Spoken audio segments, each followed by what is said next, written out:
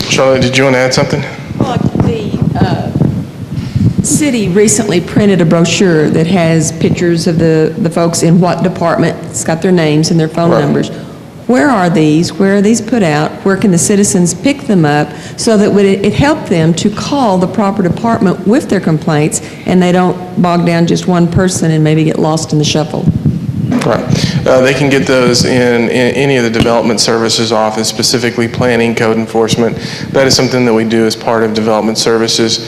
One of the things that we've talked to Ty about is doing that for the entire organization. But right now, development service, planning, and it's also online in the development services website so they can get that information.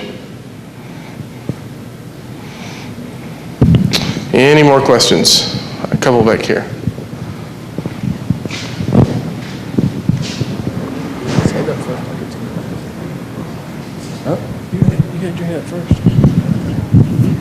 Yes, first of all, about the city ordinances, code enforcement and so forth, I disagree with you on the ordinance and your procedures and so forth.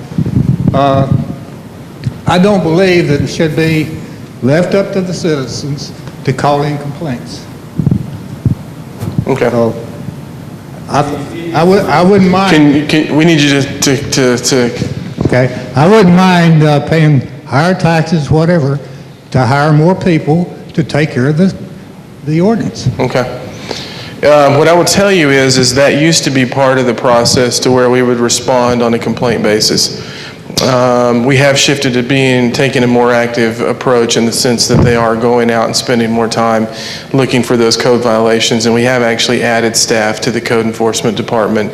Council's approved that in the previous budget. And so they are taking a more active approach and looking for the various issues.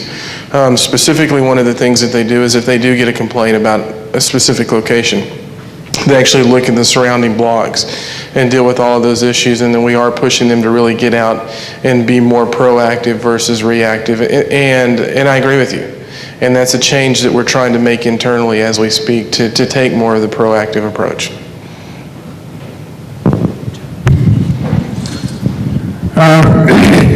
My name is Jim Ryan. Excuse me.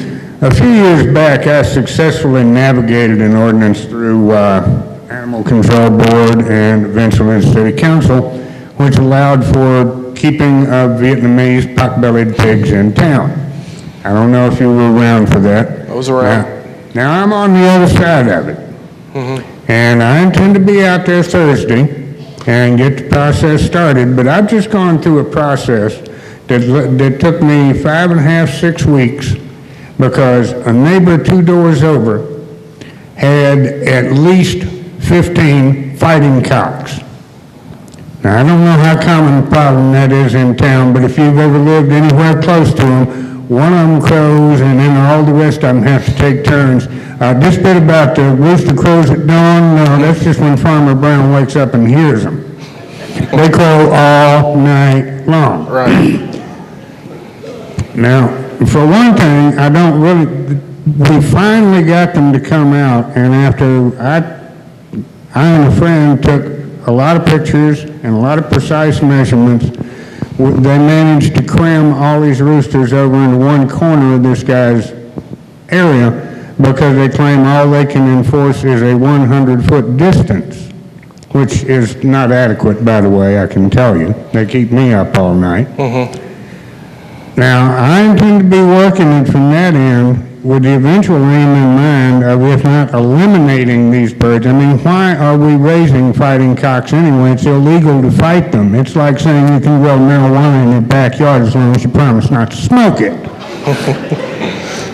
But what I am curious about, and I've been told this by a number of officers, that police officers, that is, that anything to do with animals, they can't do anything about. And I have repeatedly queried them about, well, what about the noise ordinance? I know if I was sitting in an apartment building at 2 o'clock in the morning with my stereo cranked up, I'd hear a loud rap at the door, and there'd be a couple of officers there. Mm-hmm. And I'd like to know why, in the interim, while I'm handling it from this side, why cannot the police department respond, if not to an animal objection, a noise objection. Tim, I'm going to turn this one over to you and Mindy. And I honestly didn't think there was going to be a question for the city attorney today, but I think we have one. So I'm going to let you start off, Tim. I would love to. Thank you. First off, it's not illegal to possess a fighting cock. It is illegal to possess marijuana. I want to clear the air on that. If our officers, Jim, this is the first time I've heard anything about our officers responding to the chicken call and not addressing it. Our officers do have authority to enforce the city ordinance. We encourage them to enforce city ordinances. They can enforce animal control laws. However, we try to maintain some consistency by forwarding those reports to animal control since they handle all that. Now, most of that has to go through the court system. Obviously, we have a noise ordinance. Responding to crowing roosters, I have not heard anything about that. I often say this, and when I receive a complaint like this, and I'm taking it as a complaint because the officers aren't reacting, is that I can't do anything, I can't fix the problem if I don't know about the problem. And this is the first time that I've heard anyone mention that our officers aren't responding to that call. If I could,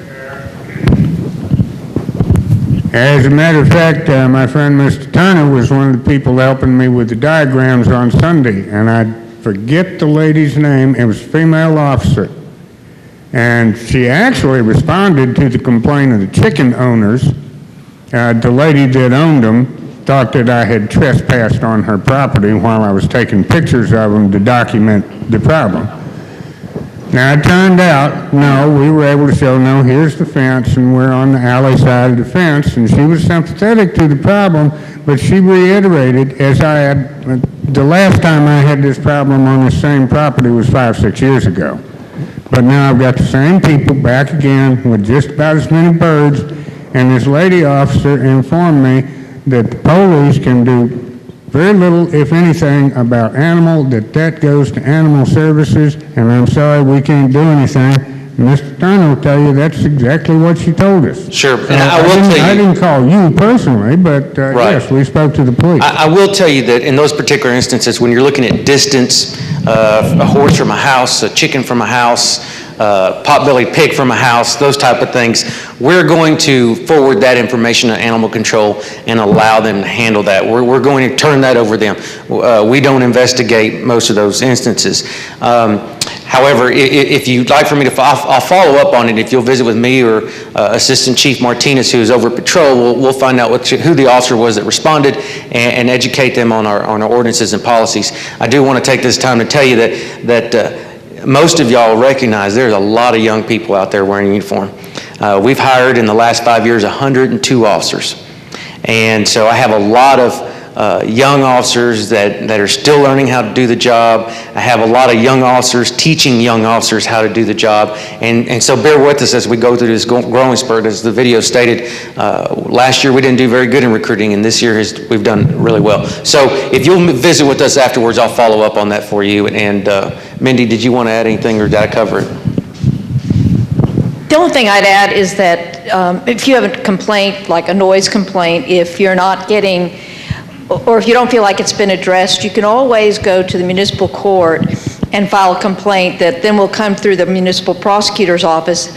She'll look at it and determine whether or not she can file charges, and probably talk to the person who's complaining, get more detail, that sort of thing. So that's not going to solve your immediate problem as far as that evening, but maybe ultimately it can help.